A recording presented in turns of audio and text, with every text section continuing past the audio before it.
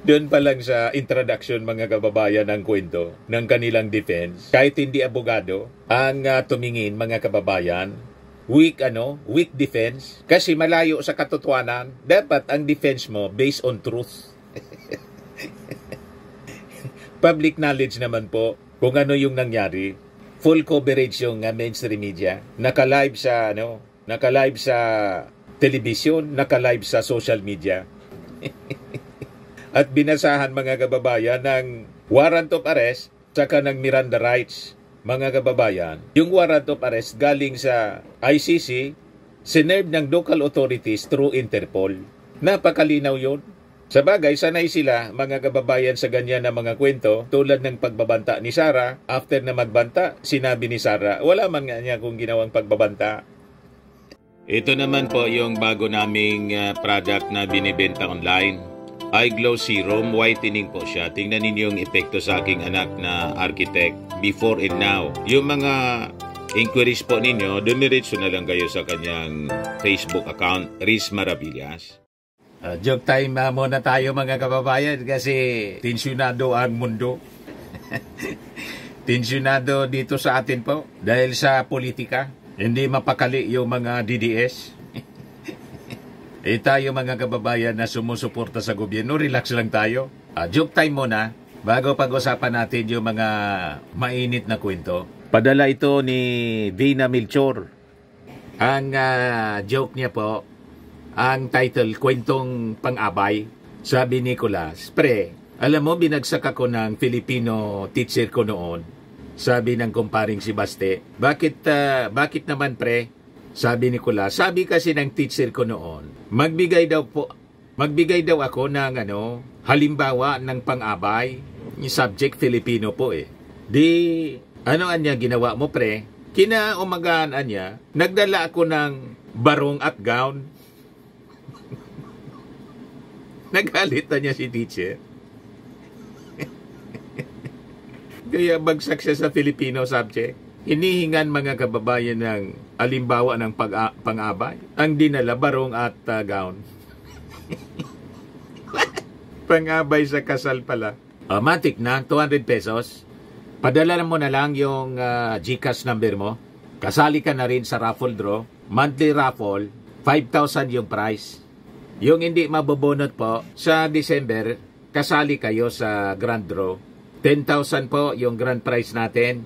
Share lang po ninyo ng share nitong ating video po. At kung hindi pa kayo nakasubscribe, mag-subscribe na po kayo. Lalo yung mga Marcos loyalists para malabanan natin po yung pagkalat ng fake news. Yun ang pakiusap natin. Contribution ninyo ng mga Marcos loyalists to protect the president sa mga misinformation, disinformation, and malinformation. Madaling sabi, fake news.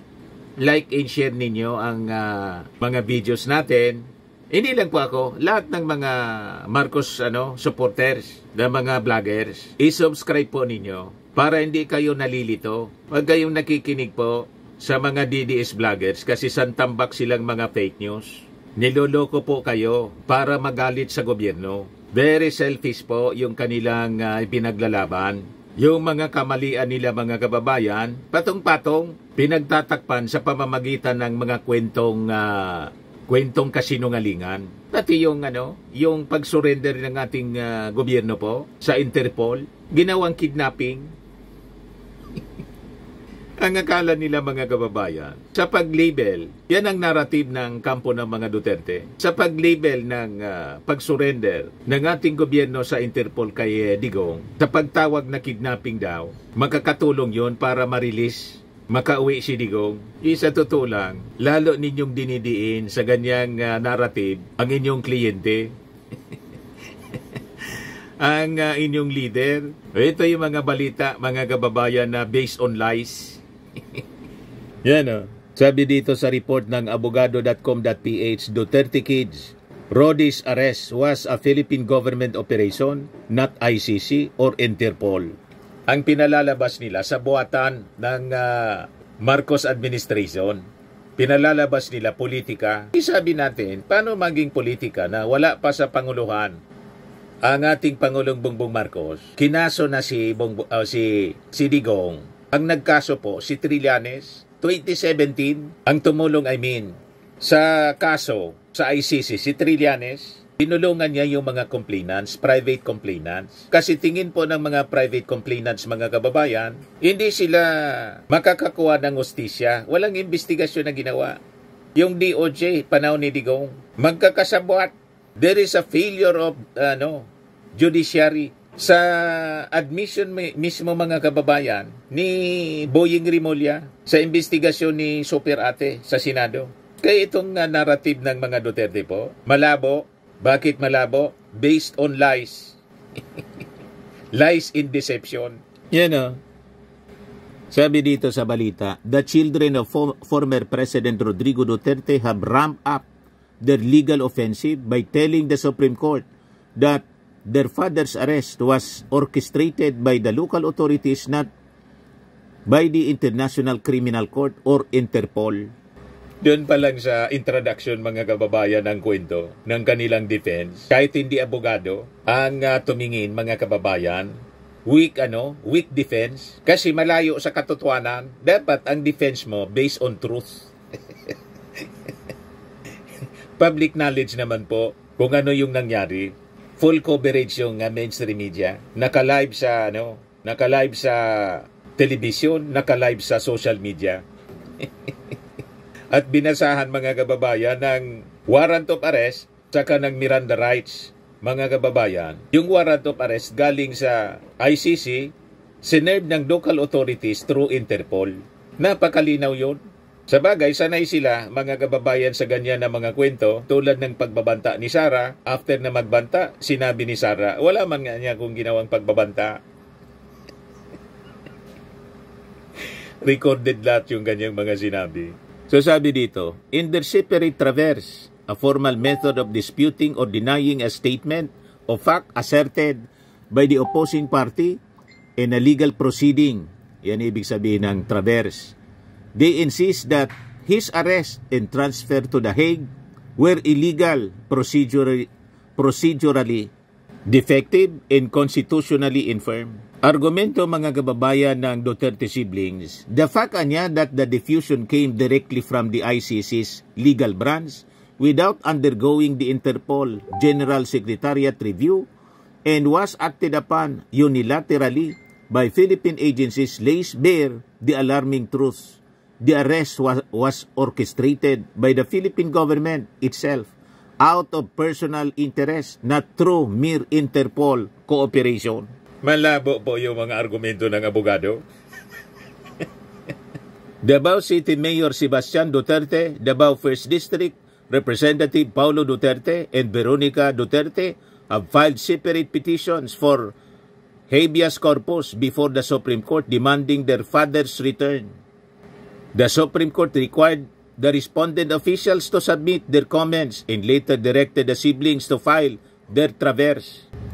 Argumento nila mga kababayan na yung Interpol diffusion niya is merely a request for information sharing and does not carry the same legal weights as a red notice which undergoes a stricter review process. Iawak na po ng awak ni General Torre yung warrant of arrest. Napakalinaw. At sabi ng mga legal experts sa international law, malabo na niya kasi nasa kamay na ng The Hague ng ICC. Si Digong, wala mang kapangyarihan ang Supreme Court over the ICC. Ngayon, yung narrative nilang kidnapping ang ginawa ng gobyerno sa kanang Interpol ICC. Sinagot ni Boying Rimulya, DOJ Secretary. Sabi ni Boying Rimulya, walang kidnapping, just semantic anya bias sa physiology mula sa kampo ni Digong. Madaling sabi, tawag lang nila base sa bias ng mga pananalita o description ng mga pangyayari. Yan ang tawag mga kababayan ni Boying. Kasi malinaw po na walang kidnapping. Saan ka nakakitang kidnapping mga kababayan? Binasahan ng Miranda rights. Tapos, pinakita pa, present mga kababayan mismo, yung warrant of arrest issued by ICC. And it was confirmed by ICC na nagpalabas sila mga kababayan ng warrant of arrest. Kaya nga, inignore na lang yung mga statement na to, katulad na statement, doon sa pre-trial hearing. Yun ang narrative ni Mijaldea. Hindi man po pinansin ng mga judges. Yes. Ang ibig sabihin, nonsense. Sabi ni Boyeng Rimulya, there's nothing illegal in what happened. Nothing. I think we were able to provide the legal basis for everything that happened on March 11, defending the government's actions as fully compliant with legal and judicial processes. Kaya malamang sa malamang mga kababayan, lahat ng petisyon nila ibabasura lang. Yan ang paniwala ng ating gobyerno. Kasi nga po, ang narrative nila based on lies and deception, pag ganyan po, wala talaga. It will not hold water. Sabi nga po, lies and deceptions might be the quickest way to gain little things, but they have an expiration date. And in the end, everything comes to light. Eventually, trust dies. And when it does so forever. Kaya nakita ninyo mga kababayan, yung mga kwento ng mga Duterte based on lies and deception. Kaya po, mabilis yung mga consequences ng kanilang mga kasinungalingan in deception. At patuloy na nawawala na yung tiwala ng ating mga mamamayang Pilipino sa kanila. Kaya nga po sa survey, 18% na lang yung supporters nila, 36% yung Marcos. At malamang sa mga susunod na mga surveys, lalong bubulusok yan habang nasusunog yung kanilang mga kasinungalingan sa paglabas ng katotohanan. Yan sabi sa Proverbs 16:28, sabi ni King Solomon, a perverse person stirs up conflict and gossip separates close friends. Ang translation po ng perverse person, yung mga baliw. Mga baliw ang mga ginagawa, kabaliwan. Kung hindi naman po kabaliwan yung ginawa ni Digong ng mga Duterte, matutrubol ba sila sa ganyang uri ng problema? Napakalaking problema. So nasira lahat yung kanilang politika. Si Digong na kandidato for mayor, malabo nang makabalik. So malamang sa malamang, si Carlo Nograles na po ang iboboto ng mga taga Davao. Si Pulong Duterte nag-travel 17 countries. Babalik siya 2 days before election. Ibig sabihin, wala na siyang planong mangampanya. At malamang sa malamang, sabi ng mga observer, hindi na babalik si Pulong, kundi maghanap na po ng bansa kung saan pwede silang mag-asylum. Si Sara Duterte, mga kababayan, sira na rin yung kanyang political career dahil siya po na-impeach at malamang makonvict. Other than yung mga kaso pa niya, kriminal, na nakabinbin mga kababayan, yung pagbabanta laban sa ating Pangulo. So yung pangarap mga kababayan ng mga DDS ni Sara mismo, ng mga Duterte, na another Duterte ang umupo sa Palasyo Malacanang, dumilim na po ng tuluyan. Ang dahilan, sila man lang po, walang ibang sisisihin, kundi sila sa mga maling aksyon na kanila pong ginawa. Isang malaking kabaliwan ang kanilang ginawa, mga kababayan. Tulad na sinabi ni King Solomon, a perverse person stirs up conflict and a gossip separate close friends. Yan ang warning ng ating Panginoon. The Lord detests lying lips, but He delights in people who are trustworthy. Sabi sa 1 Peter 3, verse 10 to 11, for whoever would love life and see good days must keep their tongue from evil and their lips from deceitful speech. They must turn from evil and do good. They must seek peace and pursue it. Iyan ang pakinggan po ninyo mga OFWs. Huwag makisali po dito sa gulo. Kung ako sa inyo, manahimik na lang kayo kaysa magsagawa ng zero remittance. Nag-warning na si GPA, si Juan Ponce Enrile. May konsekwensya niya yung mga aksyon. Yan. If such advice is followed by some OFWs, what will happen should Congress, for instance, retaliate in cancel or also suspend the tax privileges of the OFWs that follow the advice? Kaya sabi niya, whoever advise OFWs to suspend the remittance of their earnings abroad to the country should think many times about the adverse consequences of the advice to our OFWs. As I said before, for every action, there will always a possible counter-action. Nakikita ninyo, dahil sa mga aksyon ng mga Duterte, nang mag-counter-action yung gobyerno, ito yung inabot nila. Si Sara na-impeach, si Digong na-arrest ng Interpol, si Pulong kailangan niyang maganap ng sabi ng mga observers, wala man lang nila. Baka hindi na niya bumalik si Pulong, maghanap na ng bansa, pwede silang mag-seek ng asylum. You see, nasira yung buhay po dahil sa kanilang mga aksyon. O kayo mga OFW, gusto ninyong sirain din yung buhay ninyo? Pag ninyong subukan, baka masira yung buhay ninyo. Ang tanong, pag nasira yung buhay ninyo, sasakluluan kayo ng mga Duterte na nagtatago na po sila ngayon? Si Bato nagtatago na. Si Digong na nakakulong na. Si Sara, malamang sa ma-impeach mga kababayan, na-impeach na siya, ma-convict, and perpetually disqualified to run any elective position. You see? Lahat ito consequences ng kanilang pakikipag-away sa dati nilang ka-unit team. Hindi man sana sila di ba? Hinayaan tuloy ng gobyerno na ma-arrest si Digong through Interpol. May pending case siya sa ICC na final ng mga private complainants. You see? Kaya yung paninisi ninyo po sa ating gobyerno, sa ating Pangulo na pinulitika po, malabo yan na paniwalaan ng ating mga mamamayan Filipino kasi ang dahilan kung bakit na kulong sa ICC si Digong dahil sa kanyang kaso na final ng mga private complainants 2017 pa, walang kinalaman sa pag-file ng kaso yung present administration. Naintindihan na ninyo mga OFW. Pagkatapos, mangingialam kayo dito sa kinasadlakan na problema ng mga Duterte. Makabubuti po to heed the advice of Enrile para iwas gulo, iwas problema. At itong ating programa mga kababayan, atid sa inyo nitong ating mga sponsors. Fairmax, Firming and Lifting Cream. Pinapay po sa mga pulses in affected area. Mainam po ito sa mga pains at paninigas ng mga kaso-kasuan. Ito sa mukha naman yung application, anti-aging, Automax po siya. Ito ay Glow 60 mga kababayan. Whitening po siya. Made in South Korea. Ito naman po, Ningxia Red Mix Fruit Drink. Gawa po siya sa goji berry.